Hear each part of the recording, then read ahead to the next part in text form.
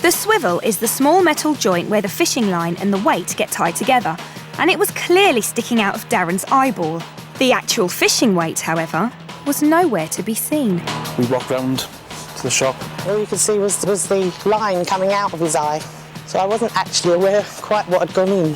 They couldn't believe it was in there. I just came out with a towel so that he could hold it at his face while we called the ambulance.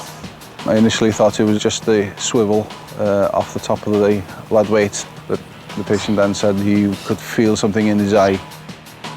That's when the paramedic twigged where the rest of the lead weight must be.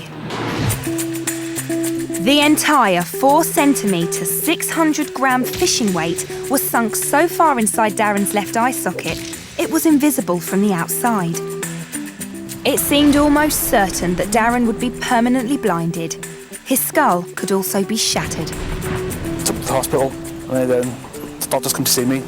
It was an amazing injury. Essentially what happened is the fish weight flew into his eye socket here, pushing his eyeball, that would normally be here, to one side. Then it passed through and broke the very thin bone, forming the floor of his eye socket, and ended up, the majority of it, sitting at that angle in his air sinus. The first thought was, how on earth are we going to get it out? One option was to open a hole in the roof of the mouth and reach up for the weight from there. The other was to operate directly on the socket and risk more harm to the optic nerve. The decision was made to remove the weight the way it had gone in because we felt it had done any damage on its way in, and we literally just pulled it out.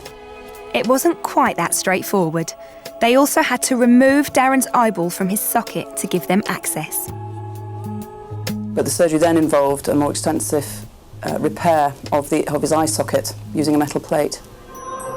The operation worked, and amazingly, Darren was able to see normally from his left eye once more.